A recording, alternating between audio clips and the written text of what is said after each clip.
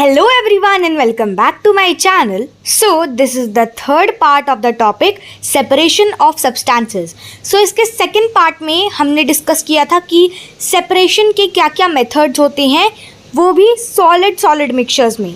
But in this part जो कि third part है, हम discuss करने वाले हैं solid और liquid mixtures को separate करने के कौन कौन से methods होते हैं. So let's get started. So सबसे पहला जो method है that is sedimentation and decantation. सबसे पहले we will discuss about sedimentation.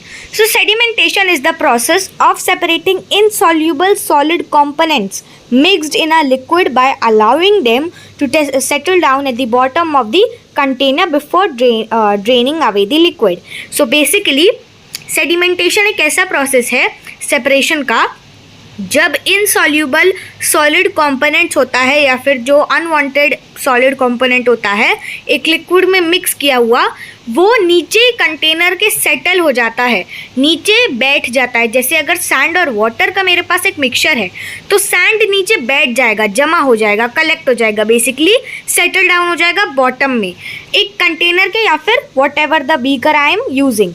और हाँ, ये चीज़ हम तब करते हैं लिक्विड के ड्रेनिंग अवे होने से पहले. And this method of separation is based on the difference in the weight of the component of a solid liquid mixture. और ये जो मेथड है सेपरेशन का, ये बेस्ड है वेट के डिफरेंस में किसी भी कंपोनेंट के जो कि सॉलिड लिक्विड मिक्सचर में मिक्स हैं.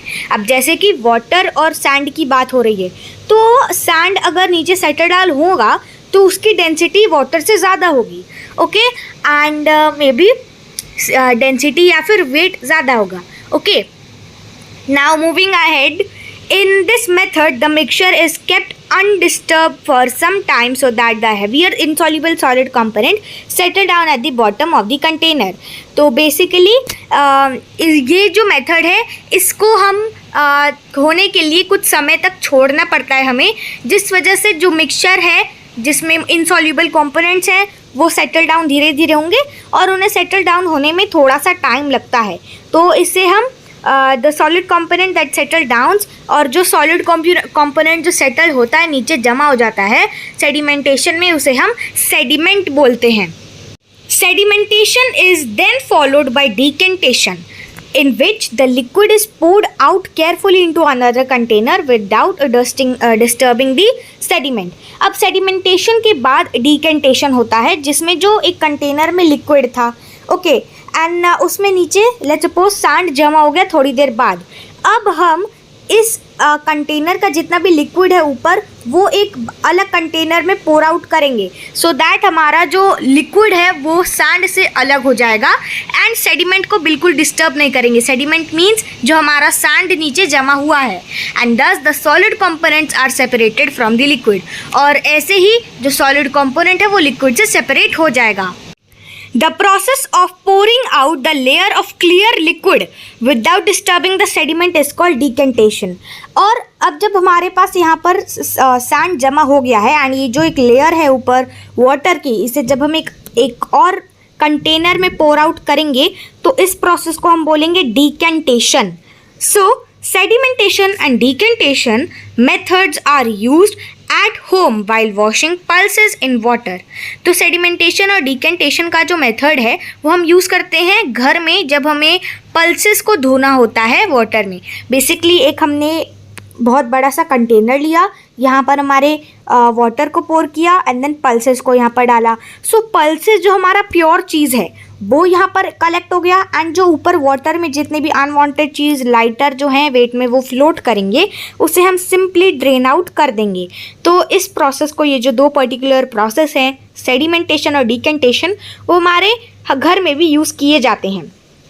The upper layer of water that contains impurities is called decanted and sediments pulses are retained for further use. और जो ऊपर की लेयर होती है वाटर की, जो जिसमें इम्प्यूरिटीज़ होती हैं, उसे डिकैंट किया जाता है और जो सेडिमेंट है यानी कि पल्स, वो फिर रिटेन किया जाता है आगे के यूज़ के लिए.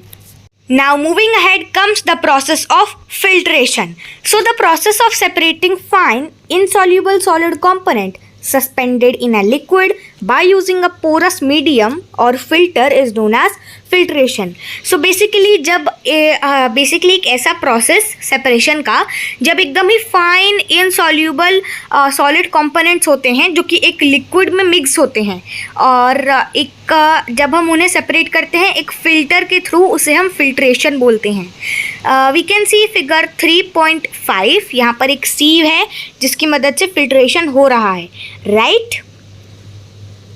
The pores of the filter should be smaller than the size of the components that have to be separated. अब जो pores होंगे फिल्टर के वो छोटे होंगे कंपोनेंट के साइज में, जिस वजह से जो भी स्टफ़ है वो अच्छे से सेपरेट हो पाएगा. Substances that can be filtered are dust particles, sediment, insoluble particles etcetera. So ऐसी चीज़ें जो फिल्टर की जा सकती हैं वो है पार्टिकल्स डस्ट के, देन सेडिमेंट, इनसॉल्यूबल पार्टिकल्स और काफ़ी सारी ऐसी अनवांटेड चीज़ें. We use this method at home to separate tea leaves from prepared tea and seeds and pulp from lemon और ऑरेंज जूस. और ये जो मेथड है हम घर में यूज़ करते हैं जब चाय बनाते वक्त, जब चाय की प्रिपरेशन होती है, तो जब हमें फाइनल चाय निकालना होता है तो व्हाट वी डू, उसे हम सीव से छानते हैं जिस वजह से जो ब्रूड टी में से टी लीव्स यानी कि चाय पत्ते अलग होते हैं. और तो और जो ऑरेंज का पल्प होता है या फिर ऑरेंज जूस का जो पल्प होता है उसमें से सीड्स यानी कि सीड्स को निकालने के लिए भी हम फिल्ट्रेशन का यूज़ करते हैं. Now moving ahead comes the process of evaporation. So the process in which a liquid changes into its gaseous state is called evaporation.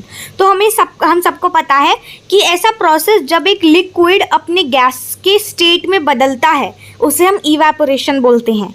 जैसे कि वाटर है एंड अगर वाटर को मैंने बॉयल किया तो व्हाट विल हैपन, वो इवेपोरेट होगा, वो अपने लिक्विड फॉर्म से गैस फॉर्म में बनकर वो इवेपोरेट हो जाएगा. So this method is use to separate soluble solids from a liquid solid mixture. तो बेसिकली ये जो मेथड है इसे हम यूज़ करते हैं सेपरेट करने के लिए सॉलिड लिक्विड मिक्सचर को. Okay, in this method the liquid components is allowed to evaporate from the mixture.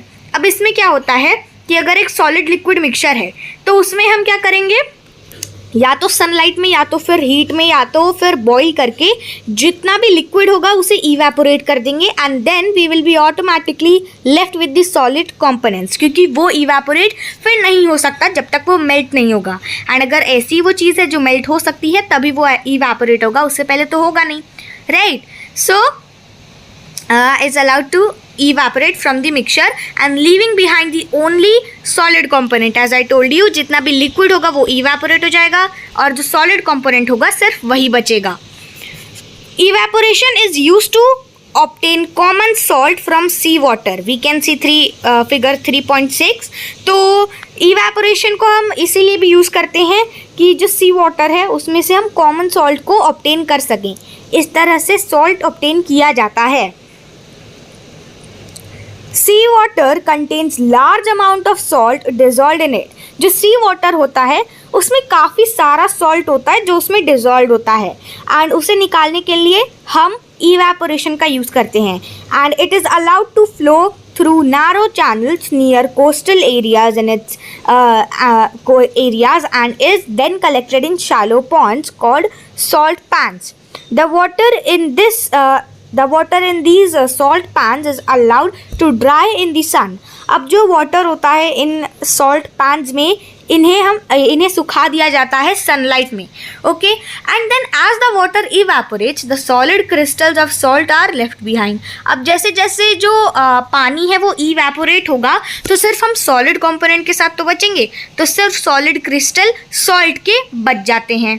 The salt collected is purified and uses basically and then it is use for various purposes. और उसके बाद जो salt collect हुआ है हमारे पास उसे हम purify करते हैं, बेसिकली उसे प्योर बनाते हैं. जितनी इम्प्यूरिटीज़ हैं सॉलिड इम्प्यूरिटीज़ उन्हें हटाते हैं फिल्ट्रेशन के थ्रू में भी आई गेस. एंड देन जो सॉल्ट हमें मिलता है वो हम वेरियस अपने पर्पसेस के लिए यूज़ करते हैं. Moving ahead, condensation. So the process in which a gas changes into its liquid state is called condensation. तो जब एक ऐसा प्रोसेस जिसमें गैस जो होता है वो लिक्विड स्टेट में आता है, तो उसे हम कंडेंसेशन बोलते हैं। अब जैसे कि जब बहुत ह्यूमिडिटी होती है एंड वाटर वेपर यहाँ वहाँ एटमॉस्फेयर में ट्रैवल कर रहे होते हैं, तो बेसिकली कुछ समय बाद जब थोड़ा क्लाइमेट नॉर्मल आता है तो वो जो ह्यूमिडिटी या वाटर वेपर होते हैं वो गैस के बाद वो वाटर में ही कन्वर्ट हो जाते हैं एज ड्रॉपलेट्स, और जिसे हम ओस भी बोलते हैं, right. So the process of condensation is the opposite of evaporation. Condensation जो प्रोसेस है वो इवेपोरेशन का ऑपोजिट है। क्यों? क्योंकि इवेपोरेशन में पानी गैस में बनता था, लिक्विड गैस में चेंज होता था, एंड कंडेंसेशन में गैस लिक्विड फॉर्म में आ रहा है। So we might have seen tiny water droplets that are called dew on the leaves of plant and on the mirrors of vehicles। तो हमने देखा होगा बहुत छोटे छोटे वाटर के ड्रॉपलेट्स जिन्हें हम ड्यू बोलते हैं, लीव्स पर या फिर मिरर पर या फिर किसी भी व्हीकल के जो मिरर होते हैं ना वहाँ पर। We can see figure 3.7 over here. Okay, so early in the morning, तो सुबह में हम ये ऐसा देखते होंगे। These water droplets are the result of the condensation process. ये जो वाटर ड्रॉपलेट्स हैं ये रिजल्ट हैं किस प्रोसेस के? कंडेंसेशन के। This occurs when the water vapour present in the air comes in contact with a relatively cold surface और any object and then cools down for to form dew. तो ये तब होता है जब वाटर वेपर जो air में present है वो कांटेक्ट में आता है रिलेटिवली उसके हिसाब, मतलब उसके अगर कंपेयर करें तो उसके रिलेटिवली थोड़े कोल्ड सरफेस में, किसी भी ऑब्जेक्ट के थोड़े कोल्ड सरफेस में आता है, और फिर वो कूल डाउन होता है एंड देन वो ड्यू के फॉर्म में जो टाइनी वाटर ड्रॉपलेट्स होते हैं उनके फॉर्म में आ जाता है। Now we will revise and recall जितना भी हमने अभी इस पार्ट में पढ़ा। So decantation is the best method for removing seeds from lemon juice. Okay, so I am gonna give you 5 to 10 seconds to think for the answer, or you can also pause the video to think for the answer and your time starts now. Basically question में ये पूछा जा रहा है कि decantation सबसे best method है seeds को लेमन जूस से निकालने के लिए, हाँ या ना?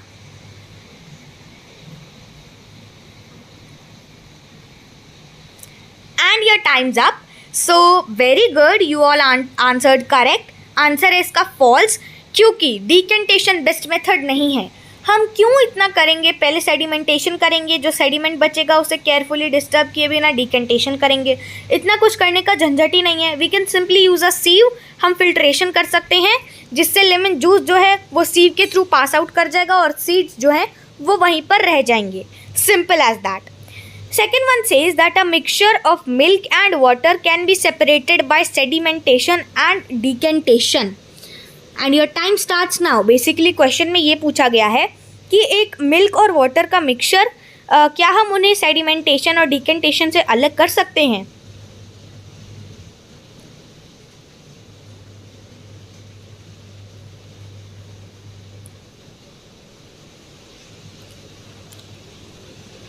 Your answer is correct. इसका आंसर है फॉल्स, हम नहीं कर सकते हैं।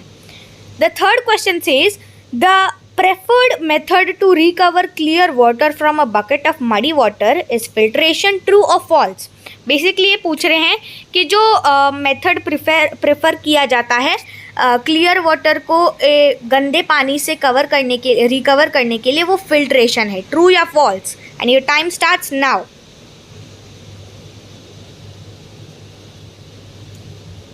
सो येस, इसका आंसर ट्रू है। ये सही है क्योंकि फिल्ट्रेशन को प्रेफर किया जाता है कि ये बेस्ट मेथड है, जिस वजह से हम एक गंदे पानी या फिर मडी वाटर में से क्लियर वाटर को फिल्टर करके निकाल सकते हैं। Fourth question says evaporation is use to obtain salt from sea water. Basically जो सी वाटर है उसमें से सॉल्ट ऑब्टेन करने के लिए हम इवेपोरेशन का यूज़ करते हैं, ट्रू और फॉल्स?